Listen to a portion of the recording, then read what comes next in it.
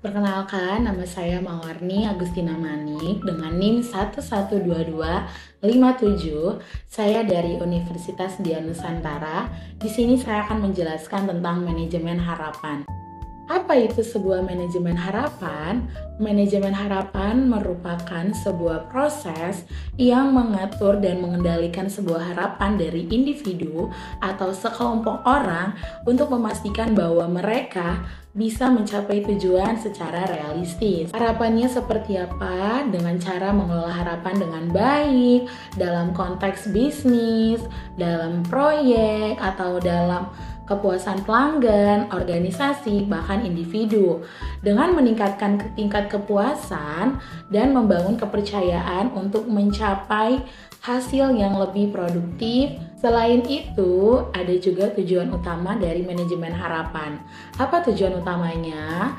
Yaitu untuk menghindari kekecewaan dan memastikan bahwa semua pihak yang terlibat memiliki pemahaman yang jelas dan realistis tentang hasil yang mungkin diinginkan. Adapun harapan dan teori atribusi. Apa saja harapan dan teori atribusi? Yang pertama ada focus of control. Focus of control ini merupakan teori atribusi yang mencoba menjelaskan bagaimana individu penyebab perilaku mereka sendiri dan orang lain.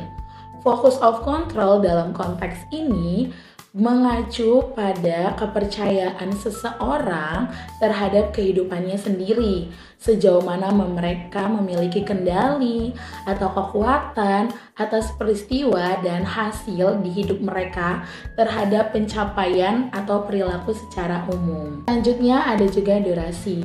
Durasi dalam konteks ini merupakan teori atribusi yang berkaitan dengan manajemen harapan yang dapat lebih efektif mengelola ekspektasi individu atau kelompok, memastikan bahwa harapan yang dibentuk realistis dan dapat dicapai dalam konteks waktu yang memadai. Misalnya, seseorang yang cenderung mengekspektasikan sebuah hasil yang cepat dalam waktu yang singkat mungkin lebih cenderung atribusi internalnya.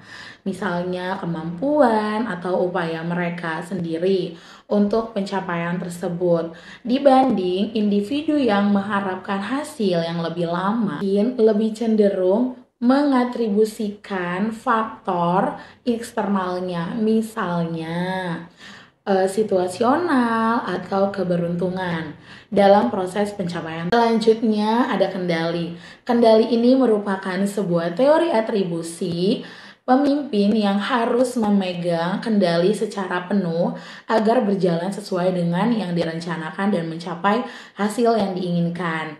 Dengan adanya sebuah kendali ini, maka sebuah harapan yang diterapkan yang sudah ditentukan oleh sekelompok orang di dalam perusahaan akan tercapai dengan hasil yang lebih maksimal lagi dan mencapai harapan yang lebih baik. Selain itu ada ancaman-ancaman dalam manajemen harapan. Apa saja ancaman-ancaman yang ada di dalam manajemen harapan?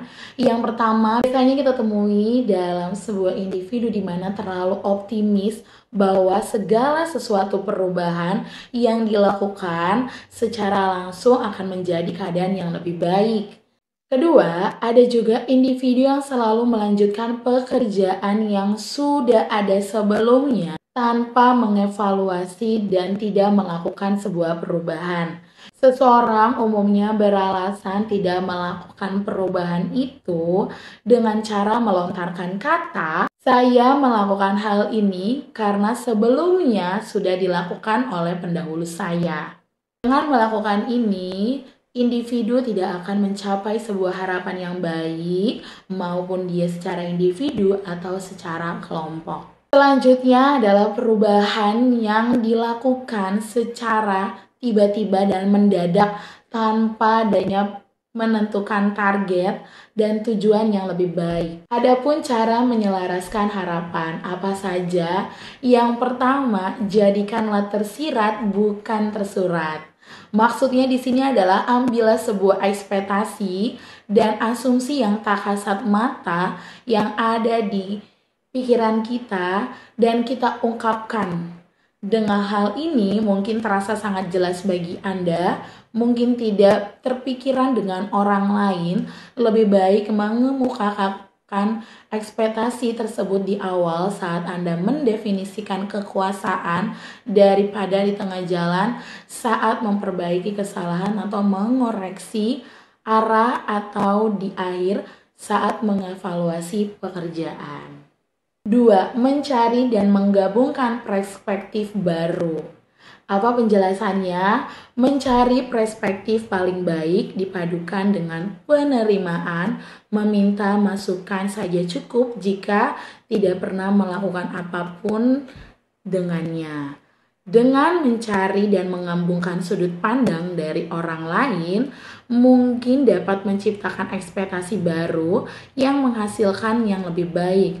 Meskipun tidak langsung menggabungkan ide orang lain, hal itu dapat membantu memengaruhi pendekatan dalam kerjasama dengan mereka di masa yang akan datang. Adapun cara untuk memelihara sebuah harapan dalam manajemen harapan, yang pertama adalah realistis. Tetapkan harapan yang realistis dan dapat dicapai untuk mengatur harapan yang terlalu tinggi yang dapat menyebabkan sebuah kekecewaan.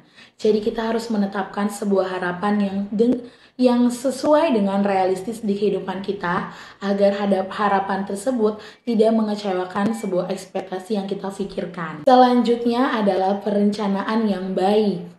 Secara umum, membuat perencanaan yang detail dan terstruktur untuk mencapai tujuan, rencana ini harus mencakup langkah-langkah konkret, jadwal, dan tanggung jawab.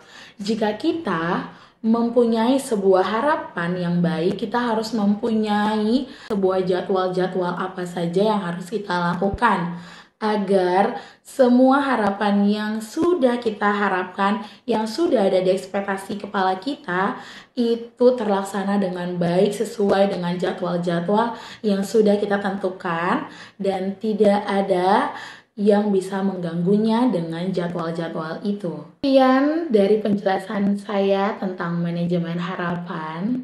Ada sebuah kata yang saya petik dari materi ini adalah setiap tantangan adalah kesempatan untuk tumbuh dan belajar.